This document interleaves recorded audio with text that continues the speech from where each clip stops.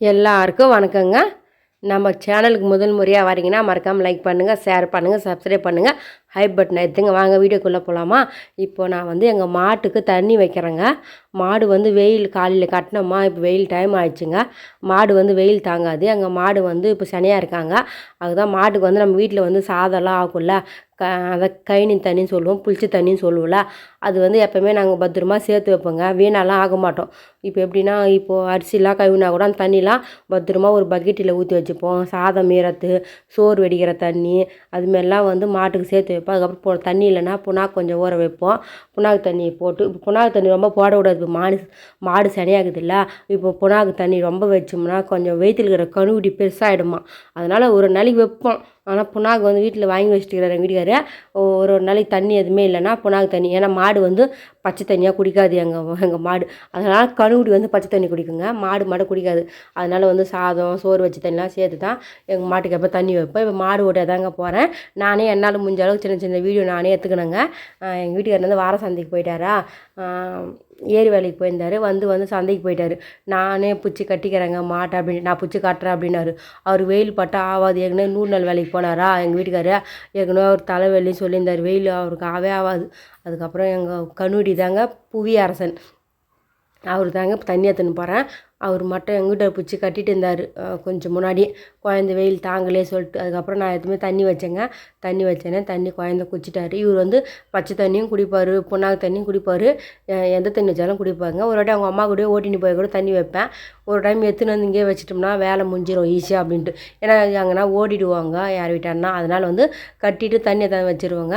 அதுக்கப்புறம் தண்ணி குடிச்சிட்ட பிறகு குழந்தைக்கு கொஞ்ச நேரம் கொஞ்சிட்டு எங்கள் வீட்டு இன்னும் அதிகமாக கொஞ்சம் புவி அரசனை. இதாங்க எங்களுடைய மாட்டு கொட்டா. சின்னதாக இருக்கும் மாட்டு கொட்டா. சின்னதானா ஒரு 2-3 மாடு கரெக்டாக இருக்குங்க. இப்போ வந்து வேக்காடு காலம்ல, வெயில் காலம், அதனால் வந்து காத்தோட்டமாக மரத்தடியிலே கட்டிடுவோம்.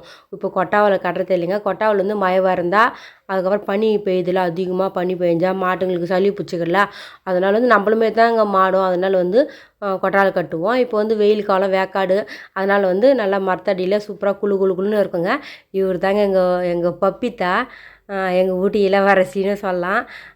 எங்கள் வீட்டிலே பிறந்த நாங்கள் மாடு பிடிச்சி வந்தோம் ஃபஸ்ட்டு இவங்க அம்மாவை. அப்போ வந்து ஃபஸ்ட்டு போட்ட கருட்டி இவ தாங்க. நாங்கள் வீட்டுக்கு ஊற்றுன்னு போன பாருங்க. அப்போ கூட இவங்களும் இவங்க அம்மாவும் தான் எங்கள் வீட்டுக்கு ஃபஸ்ட்டு வந்தாங்க. நல்லா ராசியான மாடு தாங்க. ஆனால் ஒரு மாடுங்களை பார்த்தா எங்கள் மாடு குத்தத்துக்கு போகும். எங்களெலாம் குத்தாது, ஆனால் மாடு பார்த்தா மட்டும் பாஞ்சிக்கின்னு போவோம். அதுக்கே எல்லோரும் சொல்லுவாங்க, உங்கள் மாடு எங்களுக்கு கொத்த வருதுன்னு. உங்களை கொத்த வரலைங்க, மாடு போச்சுன்னா சும்மா பாயத்துக்கு போகிற மாரி போவோம் அப்படின்னுவேன். அதுக்கப்புறம் குத்தலாம் மாட்டா, குழந்தைங்க கூட பிடிக்கலாம். அதுக்கப்புறம் முச்சி வந்து கொஞ்சம் டைட்டாக போட்டுருந்தார் எங்கள் வீட்டுக்காரர். அதுக்கப்புறம் முச்சி அவுத்து விட்டவொடனே என் இஷ்டத்துக்குன்னு ஓடும். அதுக்கப்புறம் என்னால் இந்த மாடு இவங்களுக்கு நடக்க முடியாது, கொஞ்சம் எனக்கு கால் வலி. அதனால் நான் என்ன பண்ணேன், கவுரு அவுத்து கம்னு விட்டுட்டேன்.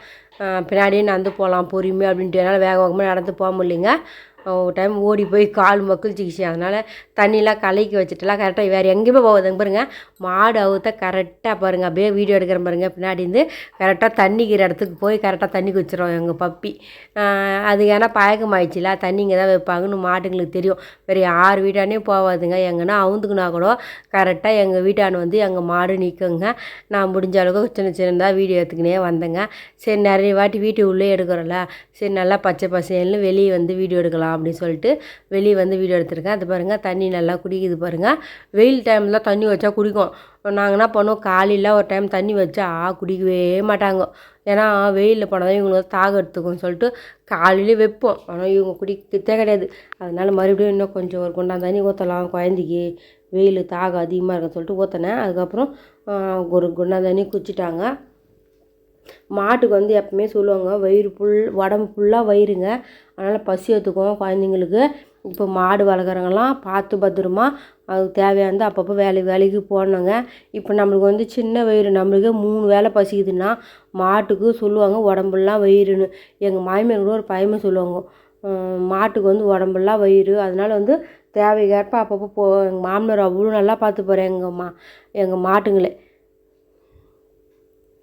பாருங்கள். இப்போ தண்ணிலாம் குடிச்சிட்டாங்களா, நல்லா தண்ணி ஃபுல்லாக குடிச்சிட்டு பிறகு நான் எடுத்துன்னு போய் கட்டிவிடுவேங்க. இவ தாங்க என்னை எட்டு பால் கந்தனே இந்த பாருங்க. அப்போது வந்து வாய் மேலே நெஞ்சு மேலாம் எட்டு வச்சுட்டாங்க. ஹாஸ்பிட்டலுக்கு போனேன். என்ன பண்ணுறதுங்க, வாயில் ஜீவன் அதாவது ஒரு பயமு சொல்லுவாங்க, வளர்த்த கடை மாரில் பாயன்னு சொல்லுவாங்க. அதுமாரி நம்ம மாடு தானேன்னு சொல்லிட்டு கூட கொஞ்சம் இவங்க அசால்ட்டாக இருக்கக்கூடாது. மாடு கெட்டு போனால் கொஞ்சம் பார்த்து பத்திரமா தான் இருக்கணும். ஏன்னா இங்கே அந்த டைமில் எப்போ எட்டி ஒதிப்பாங்கன்னு தெரியாது. உக்கரா ஒரு பப்பி எங்கள் மாடு பின்னாடியே லெஃப்ட்லேயே பக்குன்னு ஒதிப்பா. எதனா சின்ன சவுண்டு கேட்டால் கூட, இப்போ எதனா காக்கா நாய் எதனா ஓடிச்சுன்னா கூட அப்படியே வந்து அந்த காலத்துக்கு ஒதிப்பா. அதுக்கு நான் ரொம்ப கொஞ்சம் தொலைவாக தான் இருப்பேன். என்கிட்ட அதுக்குன்னா அப்படி மாடுக்கிட்ட பயப்படுறியேன்னு கேட்பாரு. இல்லைங்க, கொஞ்சம் சேஃப்டியாக இருக்கிறாங்க, நிறைய வாட்டி என்னை எட்டி வச்சுச்சிங்க அப்படின்னு. அவங்க கொஞ்சம் பச்சை பசேலுக்குது இல்லை பில்லு, அதனால் கொஞ்சம் மேயத்துக்கு ஆரம்பிச்சுக்கிறாங்க. அது இப்போ தான் எங்கள் பப்பி வந்து கொட்டால் அந்த கட்டுறதுக்கு வரவே மாட்டான், அங்கேயே மேய்ஞ்சின்னு இருப்பாள். நான் எவ்வளோ நேரமாக வந்து ஓட்டிக்கினே இருப்பேன்.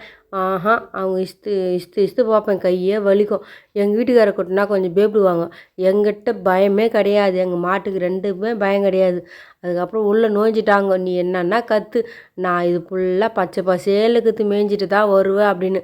சரி நம்ம செடியார் கசி மேய்ஞ்சம்மா, இது பக்கத்து வீட்டு தான் என்ன பண்ணுவோமான்னு கேட்டேன். அது சொல்கிறாங்க, பக்கத்து வீட்டு மேய்ஞ்சால் திட்டு நீ தானே வாங்க போகிற, எனக்குண்ணா வந்துச்சு அப்படின்றாங்க.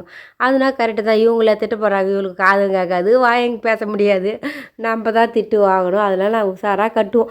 யார் வீட்டானே மேயாதுமே தான் கட்டுவோம். அது எங்கள் வீட்டு தோட்டம், அதனால் கொஞ்சம் மேய்ஞ்சின்னு இருக்காங்க. நானும் இசிக்கிறேன். அது என்னென்ன இஷ்டாலும் வரவே மாட்டேங்குது. அதுக்கப்புறம் கஷ்டப்பட்டு எப்படியோ ஒரு வையா இஸ்துன்னு வரலான்னு வரேன். எங்கள் மாடு வந்து ஒரு இந்த எங்கள் மாட்டுக்கு ஒரு பழக்கம், நம்ம முன்னாடி போனால் அந்த எங்கள் மாடு நந்தே வராது. நம்ம மாட்டுக்கு பின்னாடி இருந்து ஓட்டினா மட்டும்தான் இது நடக்கும். ஐயோ அப்பா, இஸ்து என் கையே செவந்து போச்சு. அதில் அங்கே வந்து தீவனம் போட்ட இடமா மோடு மல்லமாக இருக்கும், ரோடு அந்த தரை கூட நல்லா இருக்காது. நான் வர தத்துக்கா நடப்பேன். தத்துக்கா 4 காலுன்ற மாரி எங்கே வீந்துடணுன்ற பயத்திலே தான் நடப்பேன் நான். அதுக்கப்புறம் கூட வேறு எங்கள் வீட்டுக்கு வானாரப்படிங்க யார் கோயிங்க தண்ணி கலக்கிறதுலையே வந்து ஒரே அமக்கலம் பண்ணுவாங்க. மாடு வைக்கோல் போட்டோன்னா அந்த வைக்கோல்லாம் சீசி விடுவாங்க. இப்போ கோயிலாம் ரொம்ப இல்லைங்க, கோயிலாம் கம்மி பண்ணிட்டேன்.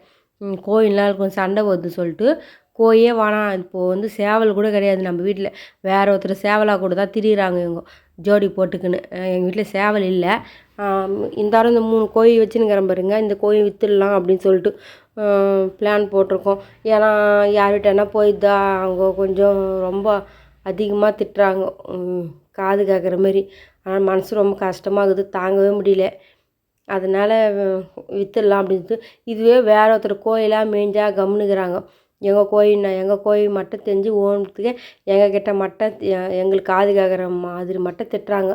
சரி நம்ம வேணாம் கோயிலாக வேணாம். நான் இத்தனைக்கும் அடை வச்சேன்னா கோழி வந்து நல்லா குஞ்சு பொரிக்குங்க, நிறைய வீடியோ போட்டிருப்பேன். இப்போ அந்த அடையே வைக்கிறதில்ல, ஐத்தில் வைக்கிறதில்ல. நம்மளுக்கு கோழியே வேணாப்பா சாமின்னு சொல்லிட்டு விட்டுட்டேன். நம்ம எப்போனா கம்பி வேலி போட்டு நம்ம இடத்துக்கு பந்தாபாஸாக கம்பி வேலி போட்டு அதுக்கப்புறம் வேணால் வைக்க தந்தால் வைக்கலாம். இல்லை கோழியே வேணாப்பா, யார்கிட்ட திட்டு வாங்கக்கூடாது என்னை பொறுத்த வைக்கலாம் அப்படின்னு சொல்லிட்டு தாங்க இப்போ ஐத்திலே வைக்கல. நான் ஒரு 2 வருஷமாக இன்னும் நிறைய குஞ்சு வயிற்றுல வச்சு அப்போலாம் நிறைய குஞ்சு பொச்சு வச்சுருந்தேன். சூப்பராக இருக்கும் கோழி குஞ்சு அழகாக. என்னோடய பழைய வீடியோலாம் இருக்கும். அதுக்கப்புறம் மாடுலாம் கட்டிட்டுனா இப்போ வைக்கோல் எடுத்து தாங்க வந்தேன். இந்த பாருங்க, வைக்கோல் வந்து ஒரு கத்தை பிரித்து இன்னும் இன்றைக்கி செரா போட இந்த கத்தை எடுத்துன்னு போட்டேன்னா. இப்போ ஒரு கையில் ஃபோன் கொடுத்தனால கொஞ்சம் இஷ்டமாக அதான் கொஞ்சோண்டு தான் வந்துச்சு. அதுக்கப்புறம் அது கம்யூனிட்டிக்கு எடுத்துமே போட்டு அதுக்கப்புறம் ஃபோன் கட் பண்ணி வச்சுட்டு அதுக்கப்புறம் நிறைய எதுவுமே போட்டு மறுபடியும் ஃபோன் ஆன் பண்ணிக்கிறேங்க. இப்படி தாங்க நான் கஷ்டப்பட்டு வீடியோ எடுப்பேன். எங்கள் வீட்டுக்கார் வீட்டில் இருந்தால் கூட எடுத்து கொடுக்க மாட்டார். அவர் மேக்ஸிமம் அவர் வேலை இருக்குது டயர்டாகுதுன்னு பத்துப்பார், தூங்கிடுவார். இந்தமாரி வீடியோ எடுத்துக்கெல்லாம் பின்னாடி வரமாட்டாங்க மேக்ஸிமம். நானே தான் கொஞ்சம் கொஞ்சமாக எடுத்துப்பேன். இனி ஒரு டைமும் அவர் கெஞ்சி கட்டினா எடுப்பார் எங்கள் வீட்டுக்கார். சரி அப்படின்ட்டு அதுக்கப்புறம் எங்கள் மாடுலாம் வைக்கோல் போட்டால் சூப்பராக சாப்பிட்றாங்க பாருங்கள். அவ்வளோதாங்க, இதேமாதிரி தாங்க நாங்கள் மாடு பராமரிப்போம். நம்ம சேனல் பிடிச்சிருந்தா மறக்காமல் லைக் பண்ணுங்கள், ஷேர் பண்ணுங்கள், சப்ஸ்கிரைப் பண்ணுங்கள்.